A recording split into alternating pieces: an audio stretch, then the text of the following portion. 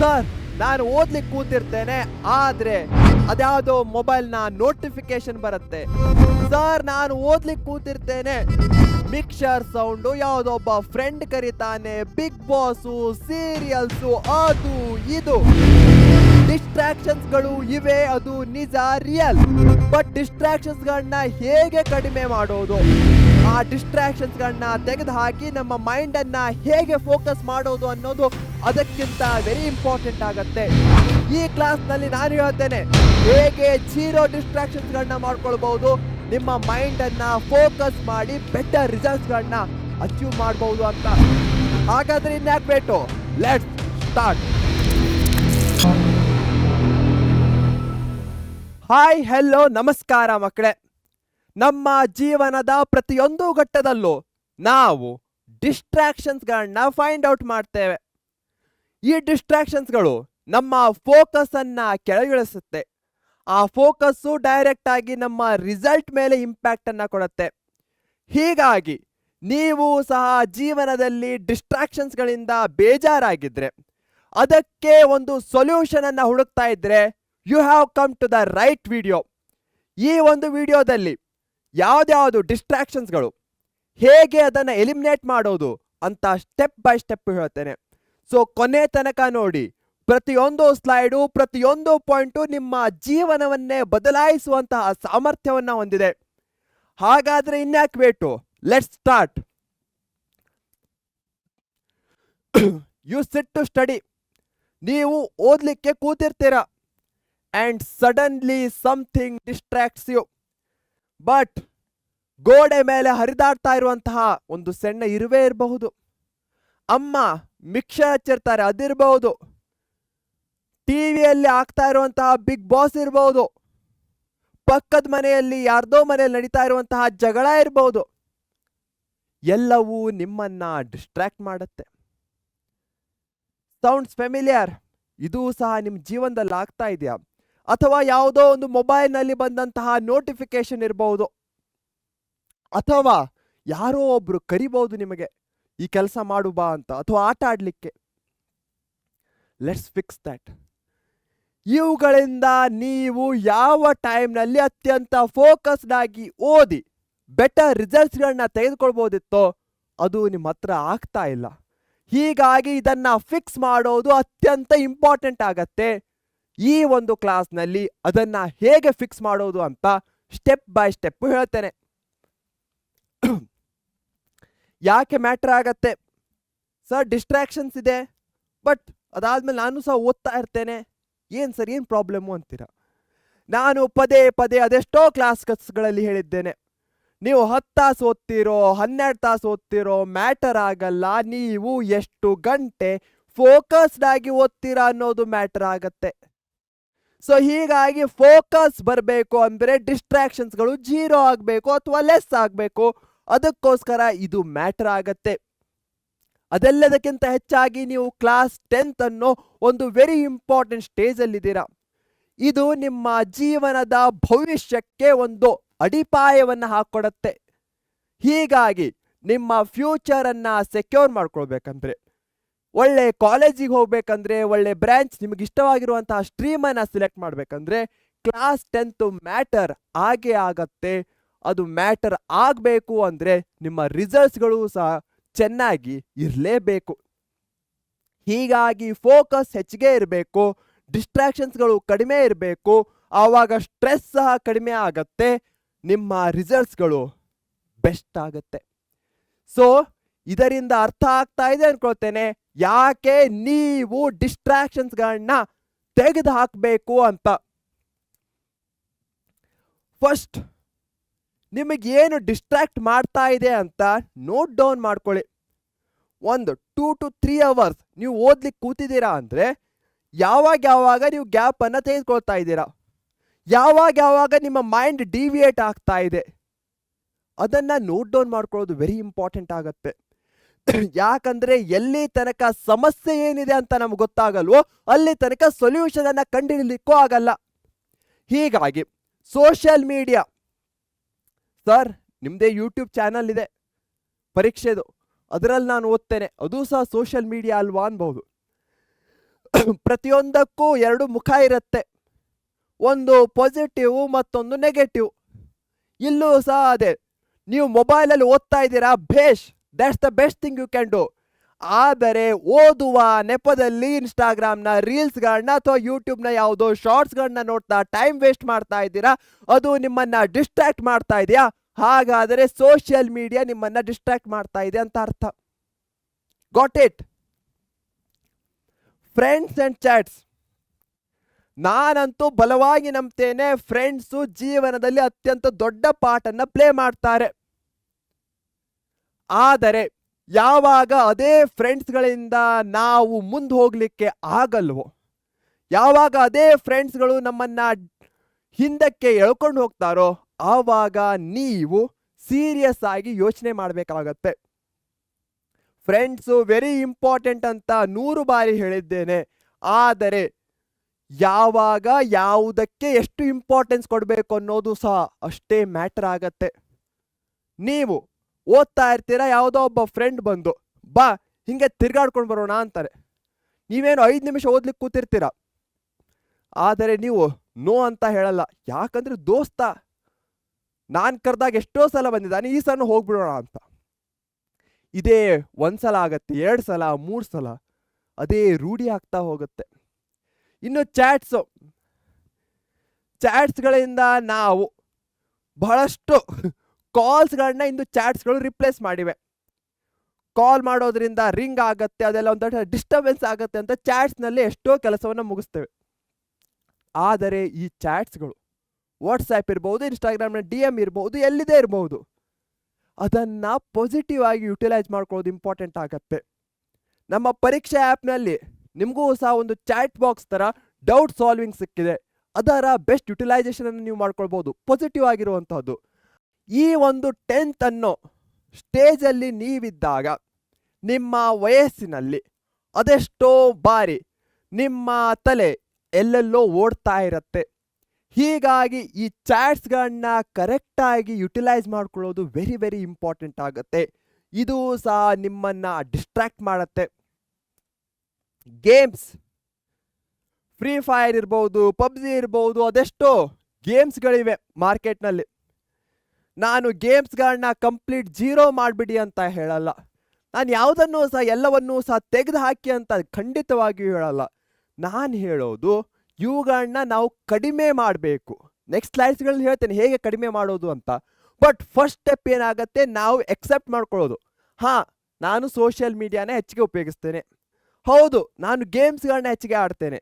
ಯಾಕಂದರೆ ಎಲ್ಲಿ ತನಕ ನೀವು ನೆಗ್ಲೆಕ್ಟ್ ಮಾಡ್ತಾ ಇರ್ತೀರೋ, ಅಯ್ಯೋ ನಾನು ಅದೇನು ಮಾಡಲ್ಲ, ನಾನು ಲಿಮಿಟೆಡ್ ಯೂಸ್ ಮಾಡ್ತೇನೆ, ಅಲ್ಲ, ನೀವು ನಿಮ್ಮ ಮೊಬೈಲ್ನಲ್ಲಿ ಹೋಗಿ ಡಿಜಿಟಲ್ ವೆಲ್ ಬೀಯಿಂಗ್ನಲ್ಲಿ ಸ್ಕ್ರೀನ್ ಟೈಮನ್ನು ನೋಡಿ, ಯಾವ ಆ್ಯಪ್ ಎಷ್ಟು ಟೈಮನ್ನು ತೆಗೆದುಕೊಳ್ತಾ ಇದೆ.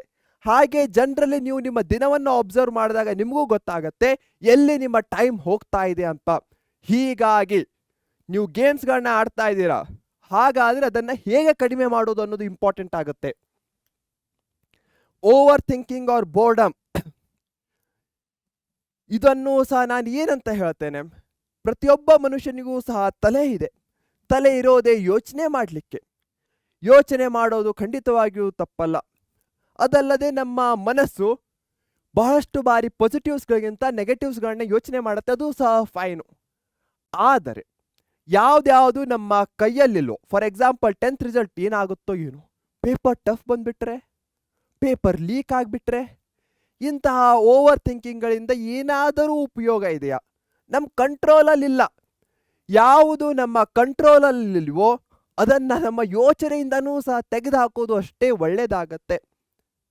ಹೀಗಾಗಿ ಬೋರ್ಡಮ್, ಓದ್ಲಿಕ್ಕೆ ಕೂತಿರ್ತೀರಾ, ಅಯ್ಯೋ ಫ್ರೀಡಮ್ ಸ್ಟ್ರಗಲ್ 22 ಪೇಜ್ ಇದೆ, ಓದ್ಲಿಕ್ಕಾಗತ್ತಾ, ಆಮೇಲೆ ಓದಿದ್ರಾಯ್ತು, ಇಂತಹ ಯೋಚನೆಗಳು ನಿಮ್ಮ ಮನಸ್ಸಿನಲ್ಲಿ ಬರುತ್ತೆ, ಬೋರ್ಡಮ್ ಆಗತ್ತೆ, ಅದಾದ್ಮೇಲೆ ಬಿಟ್ಬಿಡ್ತೀರಾ. ಸೊ ಇವುಗಳಲ್ಲಿ ಯಾವ್ದ್ಯಾವುದು ನಿಮ್ಮನ್ನ ಡಿಸ್ಟ್ರಾಕ್ಟ್ ಮಾಡ್ತಾ ಇದೆ ಅಂತ ಕಮೆಂಟ್ ಬಾಕ್ಸಲ್ಲಿ ತಿಳಿಸಿ. ಹಾಗೆಯೇ ಈ ಮೂಮೆಂಟ್ನಲ್ಲಿ ಐ ವಿಲ್ ಫಿಕ್ಸ್ ಇಟ್ ಅಂತ ಕಮೆಂಟ್ ಬಾಕ್ಸಲ್ಲಿ ತಿಳಿಸಿ. ಇದರಿಂದ ನಿಮ್ಮ ಮೈಂಡ್ಗೂ ಗೊತ್ತಾಗತ್ತೆ ಪ್ರಾಬ್ಲಮ್ಸ್ಗಳಿವೆ, ಆ ಪ್ರಾಬ್ಲಮ್ಸ್ಗಳನ್ನ ಫಿಕ್ಸ್ ಮಾಡ್ಕೊಳ್ಳಿಕ್ಕೆ ನಾನು ರೆಡಿ ಆಗಿದ್ದೇನೆ ಅಂತ. ಸೊ ಕಮೆಂಟ್ ಬಾಕ್ಸಲ್ಲಿ ಏನಂತ ಹಾಕ್ತೀರಾ? I will fix it. So quick self check. ಇಲ್ಲಿ ತನಕ ಏನೇನು ಡಿಸ್ಟ್ರಾಕ್ಟ್ ಮಾಡುತ್ತೆ ಅಂತ ಹೇಳಿದೆ. ಒಂದು ಸಿಂಪಲ್ 2 ಕ್ವಶನು. ನೀವು ಯೂಟ್ಯೂಬಲ್ಲಿ ಪರೀಕ್ಷೆ ವಿಡಿಯೋ ನೋಡ್ತಾ ಇರ್ತೀರ, 1 ಶಾರ್ಟ್ ವಿಡಿಯೋವನ್ನು 10 ನಿಮಿಷ ನೋಡ್ತೀರಾ. ಅದಾದಮೇಲೆ ಆ ಯೂಟ್ಯೂಬ್ ಬದಲು ಇನ್ಸ್ಟಾಗ್ರಾಮ್ ರೀಲ್ಸ್ ನೋಡ್ಲಿಕ್ಕೆ ಹೋಗ್ತೀರಾ, ಅಥವಾ ಯೂಟ್ಯೂಬ್ ಏನೋ ಒಂದು ನೋಟಿಫಿಕೇಶನ್ ಬರುತ್ತೆ, ಅದ್ರ ಮೇಲೆ ಕ್ಲಿಕ್ ಮಾಡ್ತೀರಾ, ಆ ವಿಡಿಯೋವನ್ನೇ ನೋಡಲ್ಲ ನೀವು. I get bored and stop midway. ಓದ್ಲಿಕ್ಕೆ ಒಂದು 15 ನಿಮಿಷ ಕರೆಕ್ಟಾಗಿ ಓದ್ತೀರಾ, 15 ನಿಮಿಷ ಆದಮೇಲೆ ಅನಿಸುತ್ತೆ ಆಗ್ತಾ ಇಲ್ಲ ನನ್ನ ಹತ್ರ, ಬೋರ್ ಆಯಿತು, ಒಂದು ಗ್ಲಾಸ್ ನೀರು ಕುಡ್ಕೊಂಬರೋಣ ಅಂತ ಹೋಗ್ತೀರಾ. ಅದಾದಮೇಲೆ 2 ತಾಸು ಆ ಬುಕ್ಕಿನ ಹತ್ರನೂ ತಲೆ ಹಾಕಲ್ಲ. ಈ ರೀತಿ ನಿಮ್ಮ ಜೀವನದಲ್ಲೂ ಆಗ್ತಾ ಇದೆಯಾ? ಹಾಗಾದರೆ ಎಸ್ ಆರ್ ನೋ ಅಂತ ಕಮೆಂಟಲ್ಲಿ ತಿಳಿಸಿ. ಇದರಿಂದ ನನಗೂ ಸಹ ಅರ್ಥ ಆಗತ್ತೆ ನೀವು ಯಾವ ರೀತಿಯ ಒಂದು ಡಿಸ್ಟ್ರಾಕ್ಷನ್ಸ್ಗಳಿಂದ ತಲೆ ಹಿಡ್ಕೊಂಡಿದ್ದೀರಾ ಅಂತ. ಈ ವಿಡಿಯೋ ನಿಮಗೆ ಇಷ್ಟ ಆಗ್ತಾ ಇದ್ರೆ ಲೈಕ್ ಮಾಡಿ. ಯಾಕಂದರೆ ಲೈಕ್ ಮಾಡೋದ್ರಿಂದ ಈ ವಿಡಿಯೋ ನಿಮ್ಮಂಥದ್ದೇ ಅದೆಷ್ಟೋ ಮಕ್ಕಳಿಗೆ ತಲುಪತ್ತೆ. ಯಾರ್ಯಾರು ಡಿಸ್ಟ್ರಾಕ್ಷನ್ನ ಸಮಸ್ಯೆಯಿಂದ ಒಂದು ಪ್ರಾಬ್ಲಮ್ನಿಂದ ಸೊಲ್ಯೂಷನನ್ನು ಹುಡುಕ್ತಾ ಇದ್ದಾರೋ ಅವರು. Control your phone, don't let it control you. So ಫೋನನ್ನು ನೀವು ಕಂಟ್ರೋಲ್ ಮಾಡಬೇಕು, ಅದರ ಬದಲಾಗಿ ಫೋನೇ ನಿಮ್ಮನ್ನು ಕಂಟ್ರೋಲ್ ಮಾಡಬಾರ್ದು. ಹೀಗಾಗಿ ನೀವು ನಿಮ್ಮ ಮೊಬೈಲ್ ಇದ್ದರೆ ಅಥವಾ ನಿಮ್ಮ ಪೇರೆಂಟ್ಸ್ಗಳ ಮೊಬೈಲ್ ಇದ್ದರೆ ಅದರಲ್ಲಿ ನಾನ್ ಎಸೆನ್ಷಿಯಲ್ ನೋಟಿಫಿಕೇಶನ್, ಯಾವುದು ಇಂಪಾರ್ಟೆಂಟ್ ಇಲ್ವೋ ನೋಟಿಫಿಕೇಶನ್ಸ್ಗಳು, ಅವುಗಳನ್ನ ನೀವು ಏನು ಮಾಡಿ ಟರ್ನ್ ಆಫ್ ಮಾಡಿ. ಬಹಳಷ್ಟು ಆ್ಯಪ್ಸ್ಗಳಿರುತ್ತೆ, ಅವುಗಳಿಂದ ಬಹಳಷ್ಟು ನೋಟಿಫಿಕೇಶನ್ಸ್ಗಳು ಬರುತ್ತೆ, ಅದರಿಂದ ಏನೂ ಉಪಯೋಗ ಆಗಲ್ಲ. ಇನ್ಸ್ಟಾಗ್ರಾಮ್ನಲ್ಲಿ ಯಾರಾದರೂ ನಮ್ಮ ಸ್ಟೋರೀಸ್ಗಳನ್ನ ಲೈಕ್ ಮಾಡಿದ್ರೂ ಸಹ ನಮ್ಗೆ ನೋಟಿಫಿಕೇಶನ್ ಬರುತ್ತೆ, ಪೋಸ್ಟಿಗೆ ಲೈಕ್ ಮಾಡಿದ್ರೂ ಸಹ ಬರುತ್ತೆ. ಅದು ರಿಯಲಿ ಬೇಕಾಗಿರುವಂತಹದ್ದ? ಬೇಡ ಅಲ್ಲ. ಸೊ ಹೀಗಾಗಿ ಇನ್ಸ್ಟಾಗ್ರಾಮ್ನ ನೋಟಿಫಿಕೇಶನ್ಸ್ ಇರ್ಬೋದು, ಹಾಗೆ ವಾಟ್ಸಪ್ಪಲ್ಲಿ ಯಾವುದು ಎಸೆನ್ಷಿಯಲ್ಸ್ ಇದೆಯೋ, ಮುಖ್ಯವಾಗಿದ್ದಾರೋ ಅವ್ರದ್ದಷ್ಟೇ ನೋಟಿಫಿಕೇಶನ್ ಅವನು ಹೋಗಿ ಮಾಡ್ಕೊಳ್ಳಿ. ಇದು ವೆರಿ ಇಂಪಾರ್ಟೆಂಟು. ಯಾಕಂದರೆ ಈ ನೋಟಿಫಿಕೇಶನ್ ಬಂದ ಮೇಲೆ ನಿಮ್ಮ ಮೈಂಡು ಡಿವಿಯೇಟ್ ಆಗತ್ತೆ, ಡಿಸ್ಟ್ರಾಕ್ಟ್ ಆಗತ್ತೆ. ಹೀಗಾಗಿ ಅದು ಬರ್ದೇ ಇರೋ ಹಾಗೆ ತಡ್ಕೊಳ್ಳೋದೆ ವೆರಿ ಇಂಪಾರ್ಟೆಂಟ್ ಆಗತ್ತೆ. Use a focus or do not disturb mode. ನೀವು ಓದ್ತಾ ಇದ್ದೀರಾ ಅಂದಮೇಲೆ ಡು ನಾಟ್ ಡಿಸ್ಟರ್ಬ್ ಮೋಡ್ ಅಂತ ಮೇಲಿರುತ್ತೆ, ಅದ್ರ ಮೇಲೆ ಕ್ಲಿಕ್ ಮಾಡಿ. ಇದರಿಂದ ಯಾವುದ್ಯಾವುದು ಇಂಪಾರ್ಟೆಂಟ್ ಅಲ್ವೋ ಸ್ಪ್ಯಾಮ್ಸ್ ಕಾಲ್ಸ್ಗಳು ಎಷ್ಟೋ ಬರ್ತಾ ಇರುತ್ತೆ, ಓದೋ ಸಮಯದಲ್ಲಿ ಇದು ಮಾಡುತ್ತೆ, ಅದೆಷ್ಟೋ ಮೆಸೇಜಸ್ಗಳು ಬರ್ತಾ ಇರುತ್ತೆ, ಅವುಗಳನ್ನ ಅದು ಸ್ಟಾಪ್ ಮಾಡುತ್ತೆ. ಸೊ ಹೀಗಾಗಿ ಈ ಮೋಡ್ನಲ್ಲಿ ಓದಿ. ನೀವು 1 ತಾಸು ಓದ್ತಿರೋ 2 ತಾಸು ಓದ್ತಿರೋ, ಬಟ್ ಫೋಕಸ್ಡ್ ಆಗಿ ಓದೋದು without any distractions very important ಆಗುತ್ತೆ. Set app limits or screen time reminders. Instagram ಇರಬಹುದು, ಬೇರೆ ವಾಟ್ಸಪ್ ಇರಬಹುದು, ಬೇರೆ ಬೇರೆ ಆ್ಯಪ್ಸ್ಗಳು. ನಾನಿಲ್ಲಿ ಯೂಟ್ಯೂಬ್ದು ಹೇಳ್ತಾ ಇಲ್ಲ, ಯಾಕಂದರೆ ಯೂಟ್ಯೂಬ್ನಲ್ಲಿ ಸಾಕಷ್ಟು ಕಲೀಲಿಕ್ಕೆ ಸಿಗತ್ತೆ. ದಯವಿಟ್ಟು ಯೂಟ್ಯೂಬ್ನಲ್ಲಿ ಹೋಗಿ ಅನ್ವಾಂಟೆಡ್ ಶಾರ್ಟ್ಸ್ಗಳನ್ನ ನೋಡ್ತಾ ಕೂತ್ಕೊಳ್ಬೇಡಿ. ನೀವು ಒನ್ ಶಾರ್ಟ್ ವಿಡಿಯೋವನ್ನು ನೋಡ್ತಾ ಇದ್ದೀರ ಅಂದಮೇಲೆ ಕಂಪ್ಲೀಟ್ ಆಗಿ ಫೋಕಸ್ ಹಾಕಿ ಆ ಒಂದು ವಿಡಿಯೋವನ್ನು ನೋಡಿ.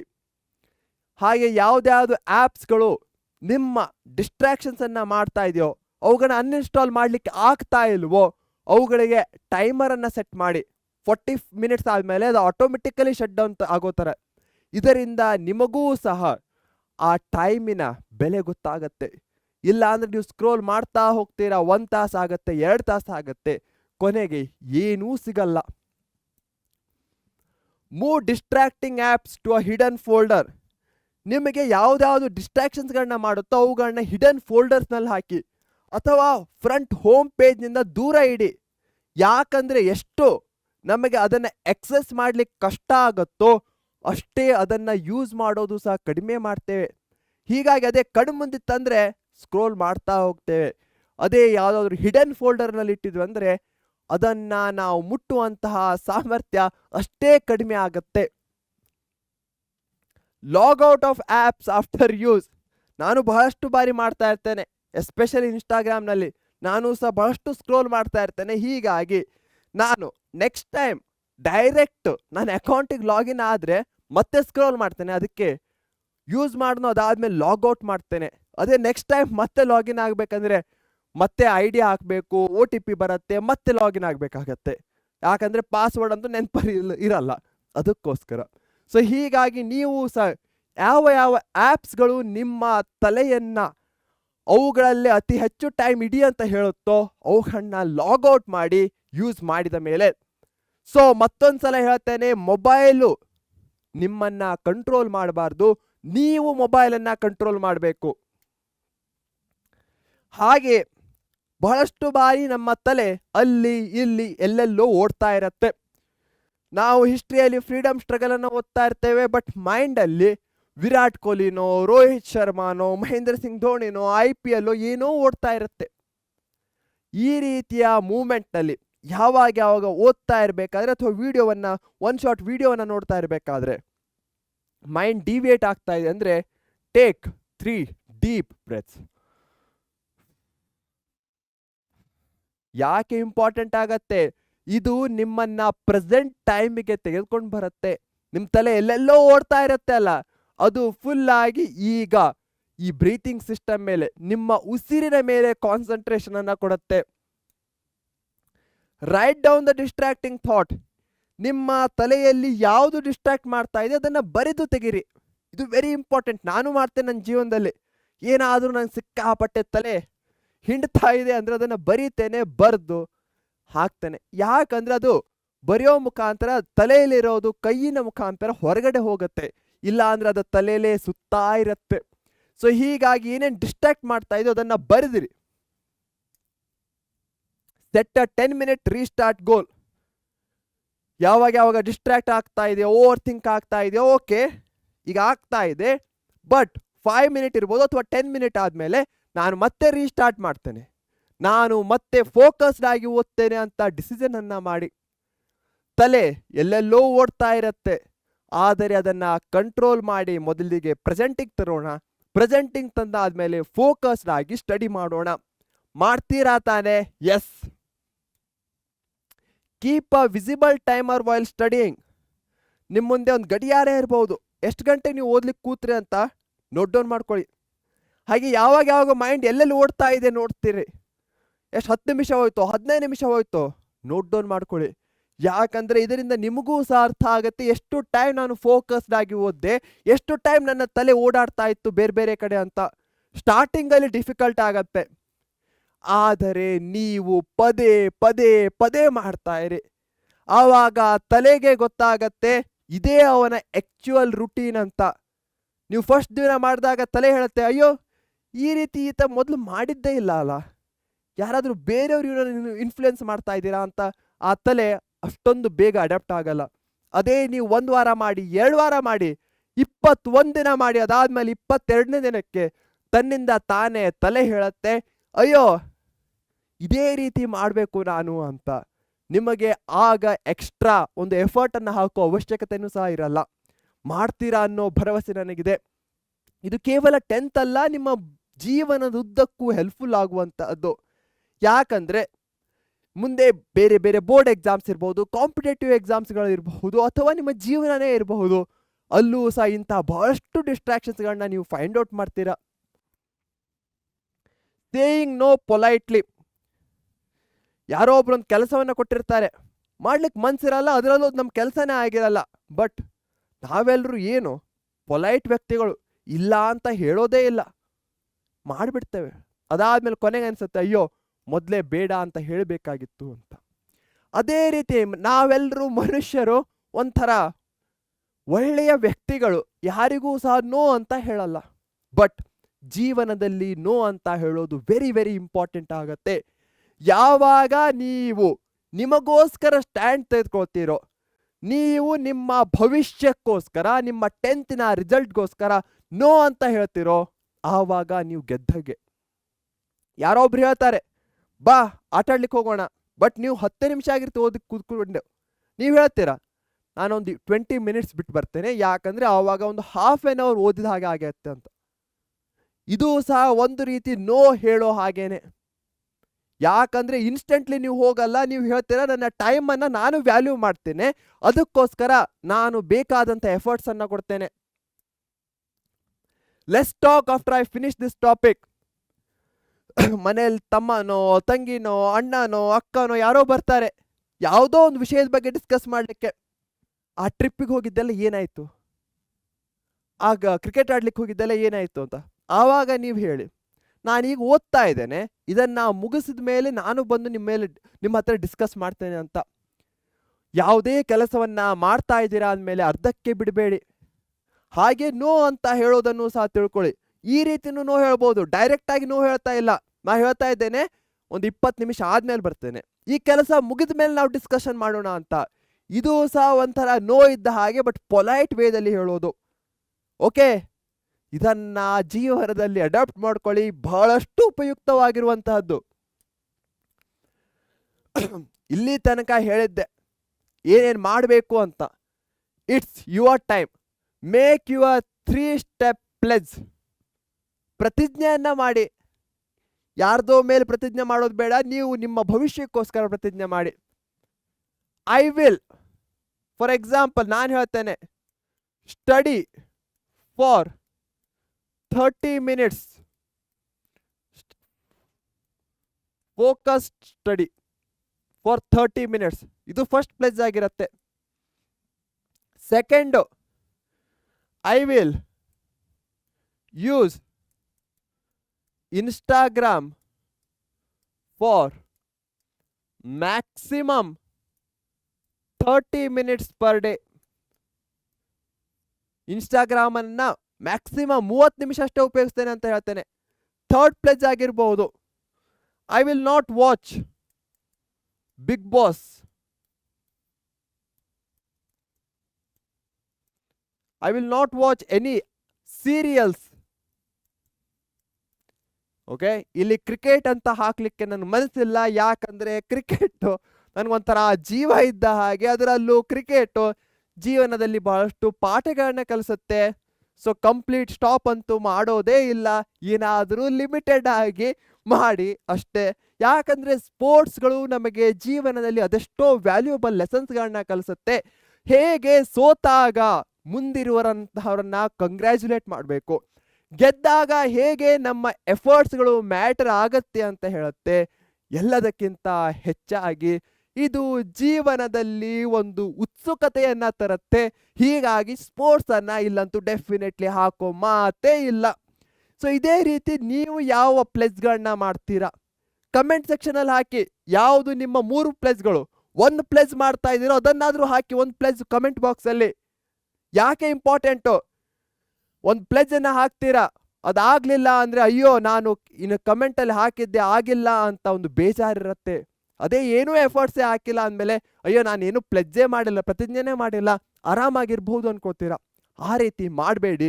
ಕಮೆಂಟ್ ಬಾಕ್ಸಲ್ಲಿ ಹಾಕಿ, ನಿಮ್ಮ ಕಮೆಂಟ್ಸ್ಗಳನ್ನ ಓದಲಿಕ್ಕೆ ನಾನು ಕಾಯ್ತಾ ಇರ್ತೇನೆ. So focus is a habit, not talent. ಬಹಳಷ್ಟು ಮಕ್ಕಳು ಹೇಳ್ತಾರೆ, ಸರ್ ನನ್ನಲ್ಲಿ ಓದೋ ಟ್ಯಾಲೆಂಟ್ ಇಲ್ಲ, ನನ್ನ ಹತ್ರ ಗ್ರಾಸ್ ಮಾಡ್ಕೊಳ್ಳಿಕ್ಕೆ ಆಗಲ್ಲ, ನಾನು ಟ್ಯಾಲೆಂಟೆಡ್ ಇಲ್ಲ ಅಂತ. ಜೀವನದಲ್ಲಿ ಯಾರೂ ಸಹ ಟ್ಯಾಲೆಂಟೆಡ್ ಇರಲ್ಲ, ಏನೂ ಇರಲ್ಲ. ನೀವು ಎಕ್ಸ್ಟ್ರಾ ಎಫರ್ಟ್ಸ್ ಅನ್ನ ಹಾಕ್ತೀರಾ, ಹಾಗಾದ್ರೆ ನೀವು ಟ್ಯಾಲೆಂಟೆಡ್ ಆಗ್ತೀರಾ. ಸೊ ಫೋಕಸ್ ಅನ್ನೋದು ಸಹ ಅದೇ ರೀತಿಯ ಟ್ಯಾಲೆಂಟ್ ಆಗಿದೆ. ನೀವು 1 ದಿನ ಮಾಡ್ತೀರಾ, 2 ದಿನ ಮಾಡ್ತೀರಾ, 3 ದಿನ ಮಾಡ್ತೀರಾ, 4 ದಿನ ಮಾಡ್ತೀರಾ, ಅದಾದ್ಮೇಲೆ ಹ್ಯಾಬಿಟ್ ಆಗುತ್ತೆ, ಅದೇ ಮುಂದೆ ಟ್ಯಾಲೆಂಟ್ ಆಗುತ್ತೆ. 1 week of focus can change your entire year. 1 ವಾರ ಫೋಕಸ್ಡ್ ಆಗಿರಿ, ನಿಮಗೆ ಗೊತ್ತಾಗತ್ತೆ ನೀವು ಎಲ್ಲಿಂದ ಎಲ್ಲಿಗೆ ಹೋಗಿದ್ದೀರಾ ಅಂತ. ಅದಾದ್ಮೇಲೆ ಎಂಡ್ ರಿಸಲ್ಟ್ ಅಲ್ಲಿ ಸಹ ಅದು ಕಾಣುತ್ತೆ. Let's make it happen. ಹಾಗಾದ್ರೆ ಇನ್ಯಾಕ್ತಾರ, ಸ್ಟಾರ್ಟಿಂಗ್ ಇಂದ ಇಲ್ಲಿ ತನಕ ಡಿಸ್ಟ್ರಾಕ್ಷನ್ಸ್ಗಳು ಏನು, ಅವುಗಳನ್ನ ಹೇಗೆ ಎಲಿಮಿನೇಟ್ ಮಾಡಬೇಕು ಸ್ಟೆಪ್ ಬೈ ಸ್ಟೆಪ್ ಹೇಳಿದ್ದೇನೆ. ಕೊನೆಯಲ್ಲಿ ಏನು ಕೇಳ್ತಾ ಇದ್ದೇನೆ, ನಿಮ್ಮ ಸಪೋರ್ಟ್ ಅನ್ನ ಕೇಳ್ತಾ ಇದ್ದೇನೆ. ಯಾಕಂದ್ರೆ ನೀವೆಲ್ಲರೂ ಸಹ ನನಗೊಂಥರ ಫ್ಯಾಮಿಲಿ ಇದ್ದ ಹಾಗೆ, ಫ್ರೆಂಡ್ಸ್ ಇದ್ದ ಹಾಗೆ, ಮಕ್ಕಳಿದ್ದ ಹಾಗೆ. ನೀವೆಲ್ಲರೂ ಜೀವನದಲ್ಲಿ ಯಾವುದಾದ್ರೂ ಒಂದನ್ನು ಅಚೀವ್ ಮಾಡಬೇಕು, ನೀವೆಲ್ಲರೂ ಖುಷಿಯಾಗಿರಬೇಕು, ಆದಷ್ಟು ಆಕ್ಚುಯಲ್ ಜೀವನವನ್ನು ಎಂಜಾಯ್ ಮಾಡಬೇಕು ಅನ್ನೋದೇ ನನ್ನ ಆಸೆ ಆಗಿದೆ. ಹೀಗಾಗಿ ಈ ಫೋಕಸ್ ಬಗ್ಗೆ ಮಾತಾಡ್ತೇನೆ, ಈ ಡಿಸ್ಟ್ರಾಕ್ಷನ್ಸ್ಗಳನ್ನ ಕಡಿಮೆ ಆಗೋ ಬಗ್ಗೆ ಮಾತಾಡ್ತೇನೆ. ನೀವು ಆ ಒಂದು ಒಳ್ಳೆಯ ಜೀವನವನ್ನು ಅನುಭವಿಸಬೇಕು, ಅದಷ್ಟೇ ನನ್ನ ಆಸೆ ಆಗಿದೆ. So thank you for listening. And ಹಾಗೆ ನನಗೂ ಸಹ ಖುಷಿ ಆಗೋದು ಯಾವಾಗ ಅಂದರೆ, ನೀವು ಯಾವಾಗ ಇಲ್ಲಿ ಹೇಳಿರುವಂತಹ ಲೆಸನ್ಸ್ಗಳನ್ನ ಆ್ಯಕ್ಚುಯಲ್ ಜೀವನದಲ್ಲಿ ಅಪ್ಲೈ ಮಾಡ್ತಿರೋ ಆವಾಗ ಸಿಕ್ಕಾಪಟ್ಟೆ ಖುಷಿ ಆಗತ್ತೆ ನನಗೆ. ಕಮೆಂಟ್ ಬಾಕ್ಸ್ನಲ್ಲಿ ತಿಳಿಸ್ತಾ ಇರಿ ನೀವು ನಿಮ್ಮ ಪ್ರೋಗ್ರೆಸ್ ಹೇಗೆ ಹೋಗ್ತಾ ಇದೆ ಅಂತ. ಬೆಸ್ಟ್ ಯುಟಿಲೈಸ್ ಮಾಡ್ಕೊಳ್ಳಿ. ನಾನು ಪ್ರತಿಯೊಂದು ಕಮೆಂಟನ್ನು ಓದ್ತಾ ಇರ್ತೇನೆ. ಓಕೆ, ಪ್ರತಿಯೊಂದು ಕಮೆಂಟ್ ಮೇಲೂ ಸಹ ನನ್ನ ಗಮನ ಇರುತ್ತೆ. ಯಾಕಂದರೆ ಮಕ್ಕಳು ಹೇಗಿದ್ದಾರೆ ಅಂತ ತಿಳ್ಕೊಳ್ಳಿಕ್ಕೆ ಅದೊಂದೇ ಇರುವಂತಹ ಮಾಧ್ಯಮವಾಗಿದೆ. ವಿಡಿಯೋವನ್ನು ಸಹ ಲೈಕ್ ಮಾಡಿ, ಆದಷ್ಟು ಬಹಳಷ್ಟು ಮಕ್ಕಳಿಗೆ ಮುಟ್ಟುತ್ತೆ. ಶೇರ್ ಮಾಡಿ ನಿಮ್ಮ ಫ್ರೆಂಡ್ಸ್ಗಳ ಜೊತೆಗೆ. ಶೇರಿಂಗ್ ಇಸ್ ಕೇರಿಂಗ್, ಅದರಲ್ಲೂ ನಾಲೆಜನ್ನು ಶೇರ್ ಮಾಡ್ತಾ ಇದ್ದೀರಾ. ಅದಕ್ಕಿಂತ ಹೆಚ್ಚಾಗಿ ಪರೀಕ್ಷೆ ಯೂಟ್ಯೂಬ್ ಚಾನಲನ್ನು ಸಬ್ಸ್ಕ್ರೈಬ್ ಮಾಡಿಲ್ಲ ಅಂದರೆ ಈಗಲೇ ಮಾಡಿ. ಇದೇ ನೋಟ್ನಲ್ಲಿ ಬಾಯ್ ಅಂತ ಹೇಳ್ತಾ ಇದ್ದೇನೆ. Take care. Thank you.